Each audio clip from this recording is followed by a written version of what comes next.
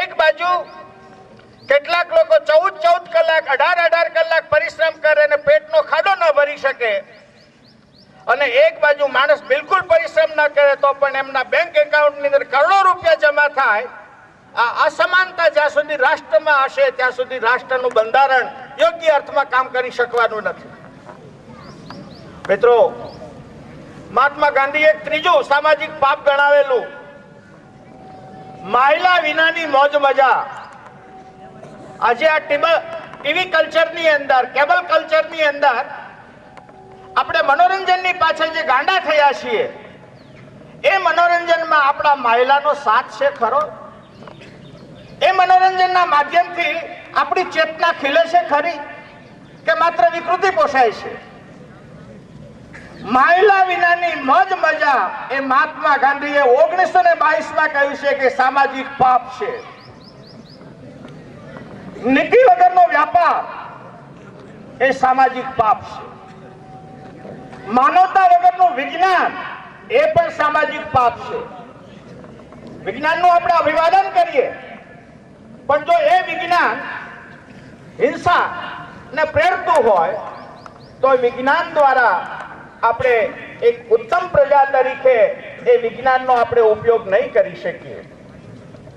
આઝાદી પછી વિનોબાએ આપણને એક સૂત્ર આપેલું, વિજ્ઞાન વત્તા અહિંસા બરોબર સર્વોદય. વિજ્ઞાન વત્તા હિંસા બરોબર સર્વ વિનાશ.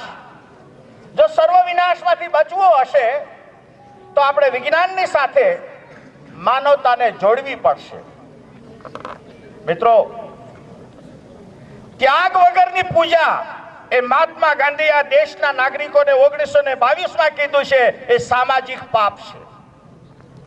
ગેરસા ભરેલી ધાર્મિકતા, અંધશ્રદ્ધા ભરેલી ધાર્મિકતા, અતાર્કિક કહેવાતી ધાર્મિકતા એ પ્રજાને બેહોશીમાં ધકેલી રહી છે અને એમાંથી બચવું પડશે. આજે આ 64મા ગણતંત્ર દિન નિમિત્તે આજે સવારે જ બાપુએ મને એક પ્રશ્ન પૂછ્યો હતો. મને ખબર નહોતી કે મારે અહીંયા બોલવાનું છે, પણ સવારે મને બાપુએ પૂછ્યું આજનું ચિંતન શું? ત્યારે આપ સર્વને ચિંતનનું પુનરાવર્તન કરીને કહું છું કે કૃષ્ણે અર્જુનને જે ગીતા કહી તે ગીતાને આપણે શ્રીમદ ભગવદ્ ગીતા કહીએ છીએ, પણ આના કરતા પણ એક બીજી શ્રેષ્ઠ ગીતા એ અષ્ટાવક્ર ગીતા, અને એ અષ્ટાવક્ર ગીતાને મહાગીતા તરીકે ઓળખવામાં આવે છે. અને એ મહાગીતાનો 226મો એક શ્લોક છે, સ્વાતંત્ર્યાત સુખમ આપનોતિ, સ્વાતંત્ર્યાત લભતે પરમ, સ્વાતંત્ર્યાત નિવૃત્તિમ ગચ્છેત, સ્વાતંત્ર્યાત પરમમ પદમ. ધીર પુરુષને જ્યારે સ્વતંત્રતા મળે છે ત્યારે ધીર પુરુષો સ્વતંત્રતાને પરિણામે સુખને પ્રાપ્ત કરે છે. ધીર પુરુષોના હાથમાં જ્યારે સ્વતંત્રતા આવે છે ત્યારે ધીર પુરુષો સ્વતંત્રતાને પરિણામે પરમ પદને, પરમ તત્વને પ્રાપ્ત કરે છે. ધીર પુરુષોના હાથની અંદર જ્યારે સ્વતંત્રતા આવે છે ત્યારે એ સ્વતંત્રતાને પરિણામે માણસ નિર્વાણને પામે છે, અને એ સ્વતંત્રતાને આધારે માણસ પરમ પદને પ્રાપ્ત કરે છે. આપણે સ્વતંત્રતાનો અર્થ લઈ અને આપણે બધા સ્વચ્છંદને પામીએ, નિષેધક અર્થ લઈને આપણે સ્વચ્છંદી ન બનીએ, એવા શુભ આશય સાથે મારું વક્તવ્ય પૂરું કરું છું. ધન્યવાદ. શેલડિયા સાહેબના વક્તવ્યમાં કહેવાનું મન થાય કે પ્રજાસત્તાક પર્વને વર્ષ થયું આજે 64મું. નિરખી નિહાળો આજે ચિત્ર ભારત દેશનું, ઉઘાડું પ્રદર્શન અંગનું, સૂટ બૂટ ફેશનનું, ચોંટ્યું ભૂત નાહકનું, શાન ભાન અપમાનનું. યુવાનો ઉદ્ધત બની આડા હલે, નગુણા નમાલા થઈ મહલે. પોલારૂના ઢગ જેવા ભાસે, નીચા મોઢે નિમાણા હાલે. વ્યવહારમાં બસ વેતરવાની વાત, ભલમનસાય એකිયાની વાત. વખત આવીએ વધેરી નાખવો, નફટાય ભર્યો જ નાતો આજ. પૈસો પરમેશ્વર રૂપે પૂજાય, ગુણિયલ ગરીબડો થઈ ગોથા ખાય, નાણાં વિનાનો નાથિયો બિચારો હડહડ ઠેબા ખાય. એ આજે આપણા દેશની કદાચ સ્થિતિ સાહેબના પ્રવચનમાં આપણને જોવા મળે. અને સાચે જ મધર ટેરેસાએ કહ્યું છે કે શાંતિની શરૂઆત એ સ્મિતથી થાય છે. હવે પછી દેશભક્તિ ગીત લઈને આવે છે તેરૈયા રિદ્ધિબેન, જેમના ગીતો છે વહ ભારત દેશ હે મેરા. તેરૈયા રિદ્ધિબેન. जहाँ डाल डाल पर सोने की चिड़िया करती है बसेरा, वो भारत देश है मेरा, वो भारत देश है मेरा. जहाँ सत्य अहिंसा और धर्म का पग पग लगता डेरा, वो भारत देश है मेरा, वो भारत देश है मेरा.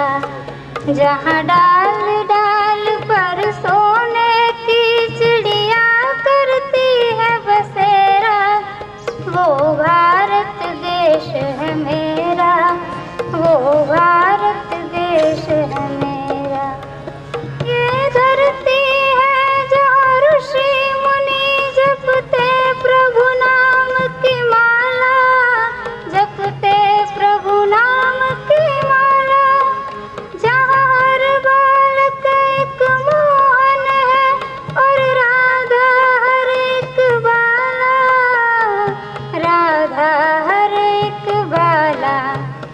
जहाँ सूरज सबसे पहले आकर डाले अपना डेरा, वो भारत देश है मेरा, वो भारत देश है मेरा. जहाँ डाल डाल पर सोने की चिड़िया करती है बसेरा, वो भारत देश है मेरा, वो भारत देश है मेरा. जहाँ आसमान से बातें करते मंदिर और शिवालय, मंदिर और शिवालय. किसी नगर में किसी द्वार पर कोई न ताला डाले, कोई न ताला डाले. और प्रेम की बंसी जहाँ बजाता आए शाम सवेरा, वो भारत देश है मेरा, वो भारत देश है मेरा. जहाँ डाल डाल पर सोने की चिड़िया करती है बसेरा, वो भारत देश है मेरा, वो भारत देश है मेरा. जहाँ सत्य अहिंसा और धर्म का पग पग लगता डेरा, वो भारत देश है मेरा, वो भारत देश है मेरा, वो भारत देश है मेरा, वो भारत देश है मेरा.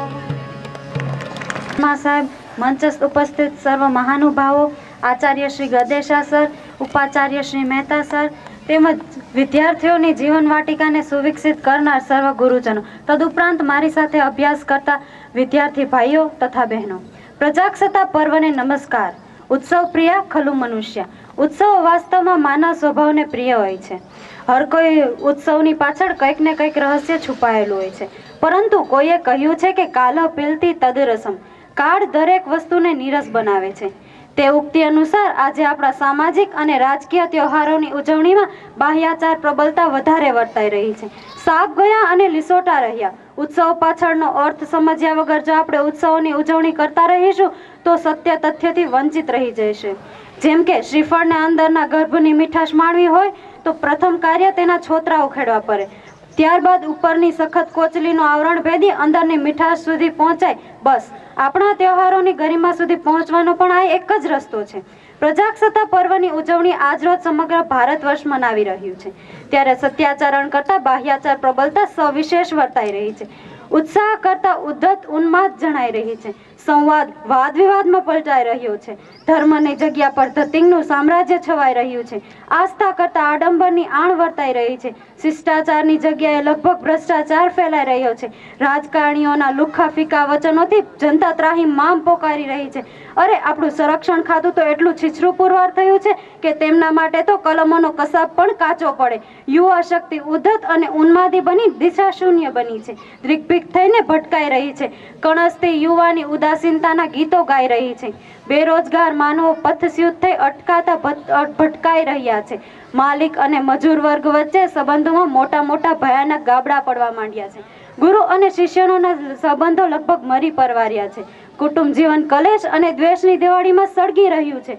ભાવ જીવનની જગ્યાએ ભોગ જીવન તાકડધીના કરી રહ્યું છે. મૂંગા પશુઓના પાંજરપોળની બદલે વૃદ્ધો માટે વૃદ્ધાશ્રમો ખતબત્તા થઈ રહ્યા છે. સ્ત્રીઓના ચારિત્ર્યની સુરક્ષા તો બસ માત્ર સ્વપ્નાની જ વાત જણાય છે. ન્યાય અને નીતિના દીપક તો અન્યાય અને અધર્મના વાદળોએ ઢાંકી દીધો છે. ત્યારે હવે શું?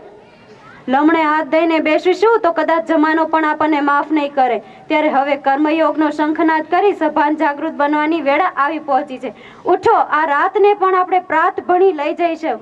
પ્રતીક્ષા ક્યાં સુધી કરીશું કે સૂર્યોદય થવાનો છે? વાટ જોવાનો વખત વહી ગયો. અંધારી રાતને પ્રકાશમાં પરિવર્તન કરવા કમર કસી એકનિષ્ઠ બનીએ. જન જાગે તો જ સવાર, જન જાગે તો જ સવાર, નહીં તો અંધારી રાત.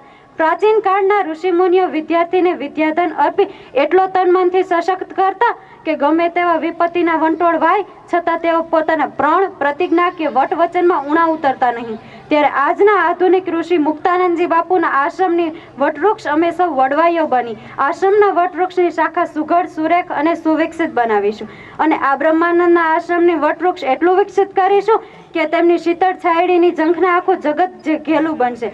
દુનિયાના લોકો ભારતમાં ભમતા ભમતા બ્રહ્માનંદ સંકુલના દર્શના ભિલાષી બનશે. અમે અમારા કર્મને જ અમારો ધર્મ માની હર કોઈ ક્ષેત્રમાં છવાઈ જઈશું. નિશાન ચૂક માફ, નિશાન ચૂક માફ, પણ માફ નહીં નીચું નિશાન. સમાજ સુધારક નર્મદનું આ વાક્યને અમે આત્મસાત કરી બાપુના હરેક સપનાઓને સાકાર કરીશું. તેમના હૈયા વરાળને ધરપત આપીશું. અમે સૌ બાપુના ભાથાના તીર બનશું. અને તમે તો જ્યાં છોડશો ત્યાં અમો જઈને તમારી અભિલાષા સ્વચૂકપણે પૂર્ણ કરશું. બાપુ, અમે તમારી વાણીનો પ્રસાદ બની તમારા કાર્યની શોભા સૌરભ મહેકાવીશું. ભણતર વગરનું ગણતર નકામું છે. ભણ્યા પછી ગણિત માંડશું. વર્તમાન યુગને વહારે થવા કમર કસશું. બાપુ, હોય જો તમારો સહારો, બાપુ હોય જો તમારો સહારો, તો હું શું કામ રહું બિચારો? અસ્તુ, જય હિન્દ, જય ભારત. અને અંગ્રેજી તે વિશ્વની બારી છે. તો અંગ્રેજીમાં સ્પીચ લઈને આવશે કુબાવત રવિશાબેન. અંગ્રેજી speech. Revered Sri Muktanandji Bapu, Honorable Chief Guest of the Day, distinguished guests for the occasion, teachers fraternity, all department heads and all my dear friends. I am very honored to be here in front of you on this great day, celebrating 26 January as Republic Day of India. Today is an auspicious day for our country. On this joyous occasion, I convey my greetings and good wishes from the bottom of my heart to the people of Sri Brahmanand Educational Campus and pray for our peace, progress and prosperity. This is the 64th Republic Day of India. On this remarkable day, 63 years ago, India became self-independent in a true sense, and people of our country made a tryst with their destiny. It has been more than 6 decades since the country was declared as sovereign republic on 26 January 1950, when the Constitution of India, framed by Dr. Bhimrao Ambedkar, came into force.